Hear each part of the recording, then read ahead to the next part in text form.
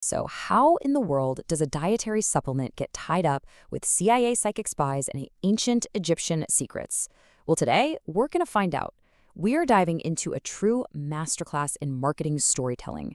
We're going to deconstruct exactly how this narrative is built, piece by piece, from its wild, conspiracy-filled beginning to its very commercial end.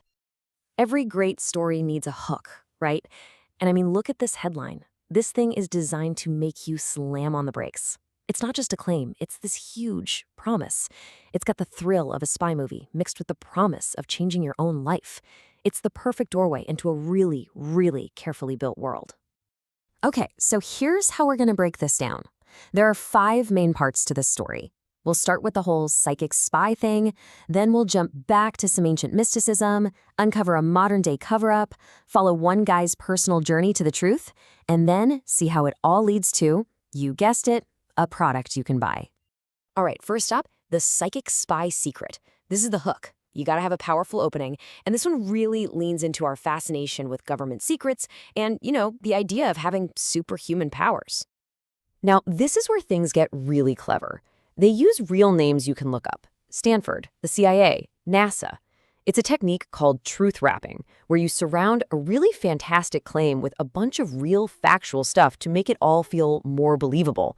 So the story goes that Project Stargate wasn't just about spying, it was about finding this ancient secret hidden inside all of us. Let's move on to the next piece of the puzzle. So after they've got you hooked with this modern, top-secret government project, the story pivots. It jumps way back into ancient history to make all of this feel like some kind of timeless, universal truth.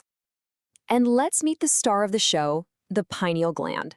See, it's not just presented as a little organ in your brain. No.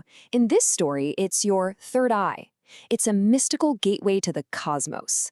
This framing is absolutely crucial because it turns a piece of anatomy into the source of all your power to manifest your dreams. And this is exactly how the narrative tries to prove it. It takes all these symbols from totally different cultures, Sumerian, Egyptian, Catholic, Buddhist, and says, see, they all knew about it.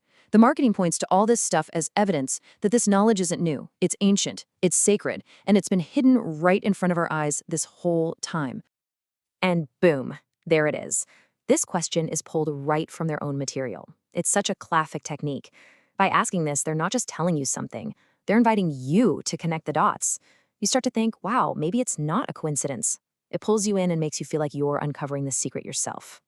Okay, so we've got ancient secrets, we've got psychic spies. What's missing? A villain. Every good story needs a bad guy. This is where the modern cover-up comes in, giving us a clear enemy who's supposedly trying to keep us from our powers. So the story paints this really simple black and white picture. Your pineal gland is either activated and you're connected to the universe, manifesting abundance, or it's calcified, which blocks you from everything good and even makes you sick. It's a very clear problem that just screams for a solution. The enemy? Well, it's the modern toxins causing all this calcification. Okay, and here's where the narrative just goes for it. It takes all these completely separate historical events, Hitler's occultism, Operation Paperclip, the start of water fluoridation in the US, and weaves them into one single sinister plot. The story implies that putting fluoride in our water was never about teeth. It was a Nazi mind control tactic imported to America.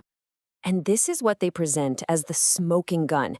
This quote, supposedly from an insider, a retired CIA agent named Uncle Mike, spells it all out. It's the dramatic moment that connects all those historical dots and basically paints fluoride as a weapon in a secret war for your mind. Now, a huge conspiracy theory like this can feel, well, kind of abstract. So to make it feel real, you need a personal story. And that brings us to the next part, the journey of a regular guy who stumbles upon this massive secret. So the hero of our story is Eric Thompson, and he's presented as a total skeptic, a man of science. This is so important.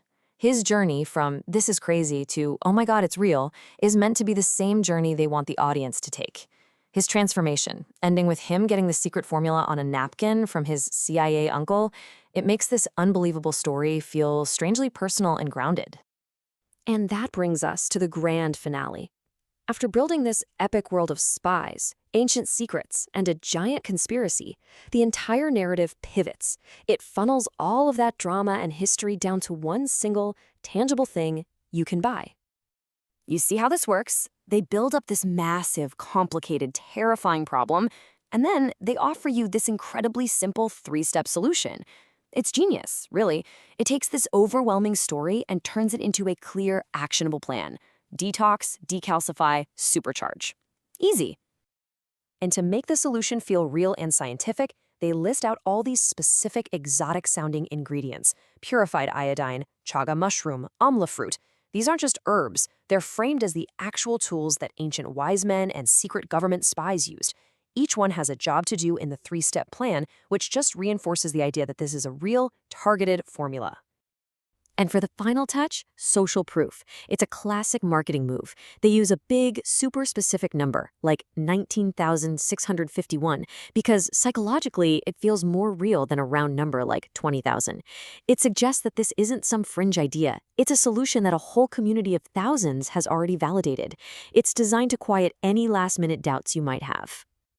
And that pretty much brings us to the end of our deconstruction. We've seen how a narrative can expertly weave together bits of history, spirituality, and conspiracy theory to create this really compelling world, a world with a clear enemy and a simple solution. It's a powerful reminder that sometimes the most convincing stories aren't necessarily the truest. So the real question is, what are you going to look for in the next story someone tries to sell you?